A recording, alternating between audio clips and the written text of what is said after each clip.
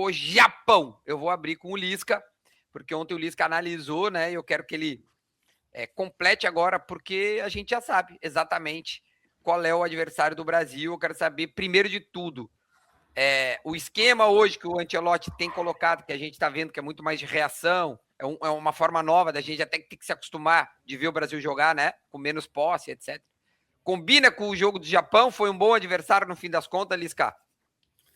Duda, entre Holanda e Japão, né, cara? É difícil tudo falar. Ou a Suécia, assim, cada um... né? A Suécia é o que a gente mais queria, né? Assim, teoricamente, né? Tudo na teoria, né? Mas o Japão a gente já esperava, quando a gente falou desde o início ali nos cruzamentos da chave, né?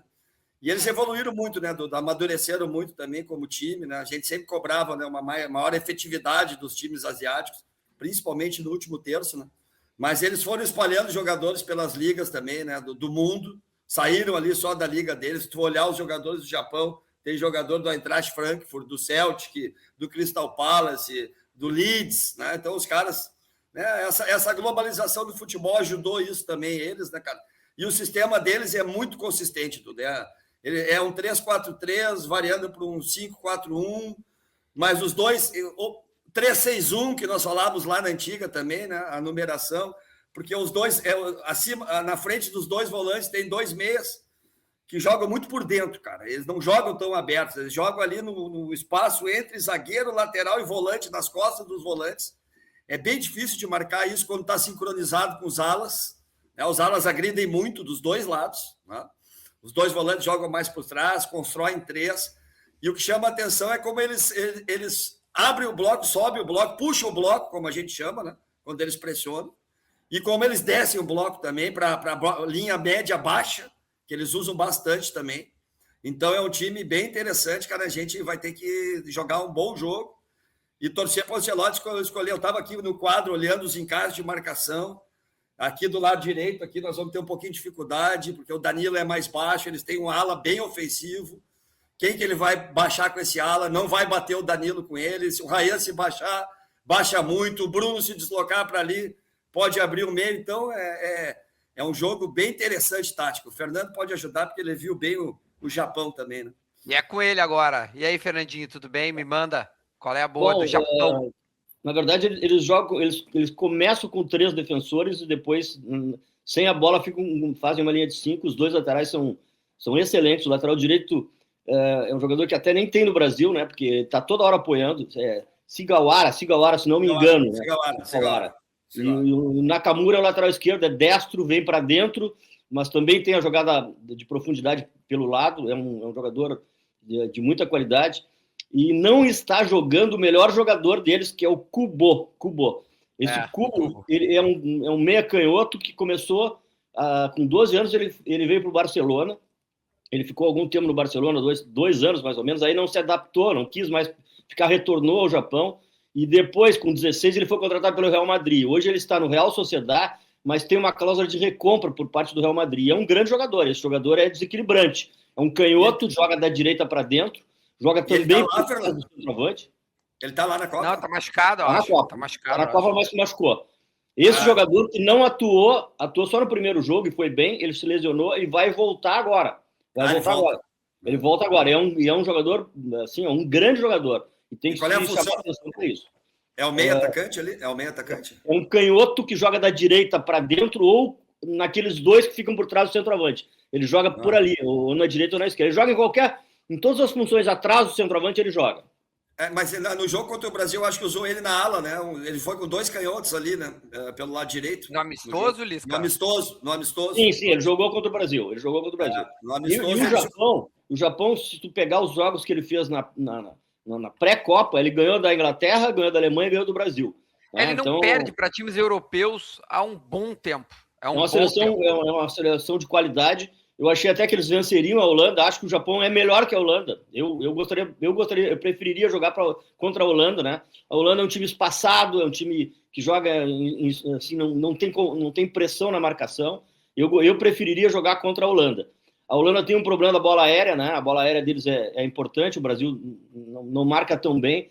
O Japão também tem problema na bola aérea defensiva, porque os zagueiros são miúdos, né? Não tem muita altura, mas eles usam muito o corpo para marcar a bola aérea. Então eu acho que vai ser um jogo difícil, mas acho que o Brasil passa. Essa nova feição, o Ancelotti é um treinador, e eu já vou entrar na questão do Brasil. Manda. Ele não pratica o futebol que os brasileiros gostam, principalmente o centro do país. E pratica o futebol que eu adoro, né? Que é o futebol reativo. Retranqueiro, Duda, retranqueiro de cara. Mas esse aí, cara, fecha a casa, fecha a casa e sai direitinho. Fecha a casa e sai direitinho. Dá errado, né? Dá errado. Ah, deu certo. Não dá pra dizer que não deu certo. Não agrada muito. Joga nos pobres e destrói minha vida. Bonito ele não faz. Ele faz um futebol simples, mas muito eficaz, né? Tu vê o Vini. Ele achou o lugar do Vini. O Vini joga solto pelo lado esquerdo, meia ponta, meia... Ontem eu fiz uma avaliação e até conversei com o Lisca. A seleção brasileira hoje, com os 2 pontas abertos e com um atacante número 9 que vem no meio para marcar, ele faz um sistema semelhante da Holanda em 74.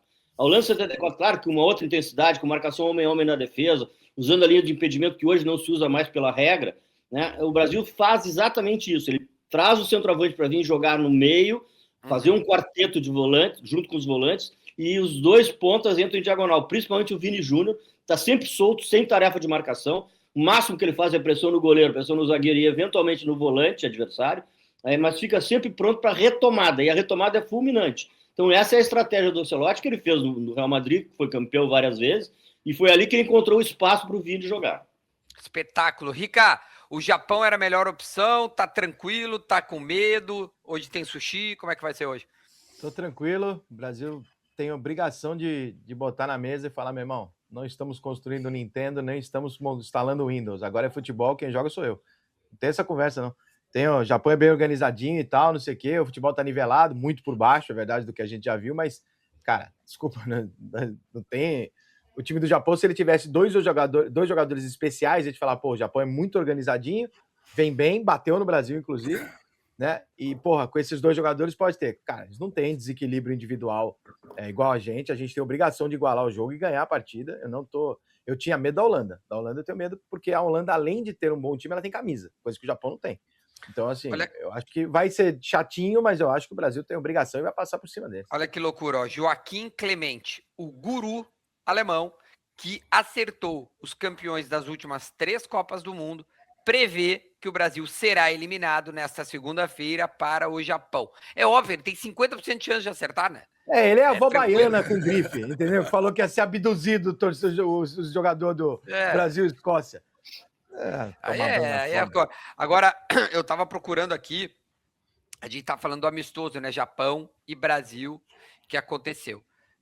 Eu vou pegar a zaga aqui do Brasil. Se eu não me engano, a zaga, né, quem jogou naquele jogo que o Brasil perdeu, o goleiro era o Hugo Souza, o lateral direito era o PH do Vasco, a zaga era Fabrício Bruno.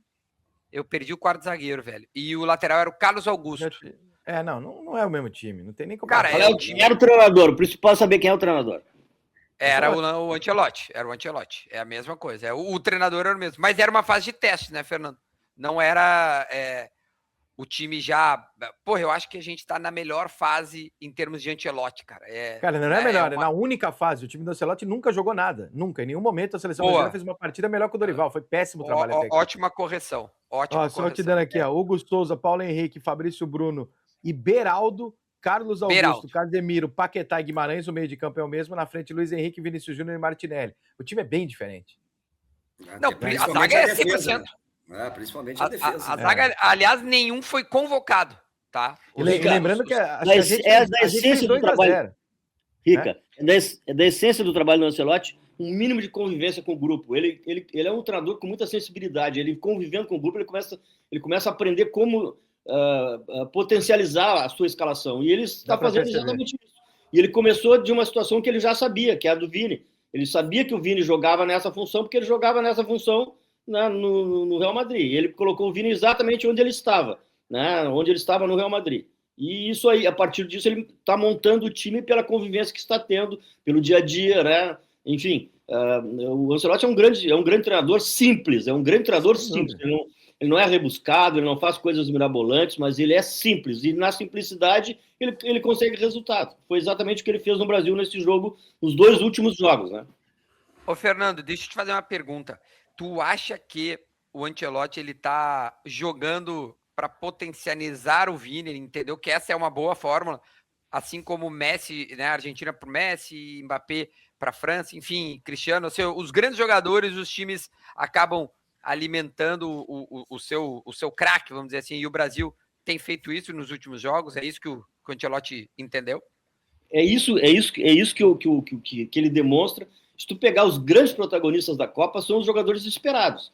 E o único deles que tem tarefas de campo todo, tarefas de contenção, de recuo, de jogar sem a bola, é o Harry Kane, o inglês, é o único. Porque todos os demais ficam esperando. O Cristiano Ronaldo, ele volta caminhando, o Messi volta caminhando, não tem preocupação nenhuma em contenção, e daqui a pouco ele dispara, daqui a pouco ele está numa posição correta, daqui a pouco ele antecipa, daqui a pouco ele imprime uma velocidade impressionante. O Messi é a mesma forma.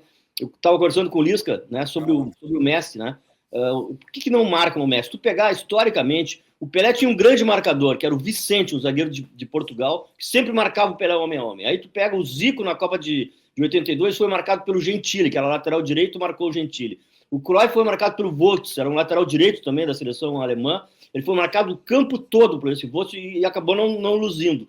E o Messi joga ali daquele jeito, daqui a pouco ele aparece livre, daqui a pouco ele tá com a bola. Ninguém marca o Messi. Não porque não queiram, né? Não marcam ele porque é impossível. Então eu acho que as seleções que enfrentarem o Messi, principalmente ele, devem marcá-lo homem a homem, né? E eu pergunto até para o Lisca, que é o nosso treinador aqui, o que ele faria? Como é que se marcaria o Messi homem a homem? Se ele está sempre livre e não tem alguém encarregado de cumprir essa tarefa. Essa pergunta o Fernando me fez ontem, né? Mas eu não consegui responder para ele, cara. Pensei, como que seria isso, né? Como que tu percorreria atrás do Messi o campo todo, e como ele falou, né? Muitas vezes ele larga o jogo, vem caminhando, tá? E aí ele entra numa situação quando a equipe rouba a bola, já escaneando o jogo, já vendo qual é o espaço. Como que tu desprenderia um jogador para ficar acompanhando ele, sem ele levar o jogador para os cantinhos, abrir espaço? Aí teria que ser uma coisa de pensar bem na estrutura tática defensiva, no sistema defensivo, para não abrir espaço também, mas é uma pergunta que eu não consigo responder hoje. Eu teria que pensar assim com mais calma, Fernando. Já te falei isso ontem, e é difícil, cara. Então, hoje ninguém usa, né, essa marcação mista, né? Que seria individual num jogador. No basquete ainda se usa bastante, né? E zonal nos outros setores, né? Mas é uma ideia, porque da maneira zonal, ninguém está conseguindo parar o Messi, né, cara? Saudade, o Messi fica disfarçando, né? Ele fica disfarçando, daqui a pouco ele entra na área livre. Saudade de quando eu podia chegar e falar assim, entrar um jogador e falar, meu irmão, é o seguinte, esse não joga, 3 né? minutos, tu vai dar igual que o Jeromel deu lá no Mundial. Com 10 você vai dar igual a do Lugano no Gerrard. Com 15 o Messi para de jogar. Tá tudo resolvido, irmão. Mas ninguém dá nele, né, Rica? Pô, isso aí o Rica fica louco. Tá, eu fico puto. Todo mundo bate em todo mundo no futebol. No Messi, todo mundo... Ai, perdão, eu não queria te acertar. Ai, meu Deus, eu quebrei o bonequinho. Porra, pelo amor de Deus, pô. Todo mundo apanha menos o Messi. Aqui nos Estados Unidos é constrangedor. Aqui nos Estados Unidos ele está andando. Ele anda até o gol.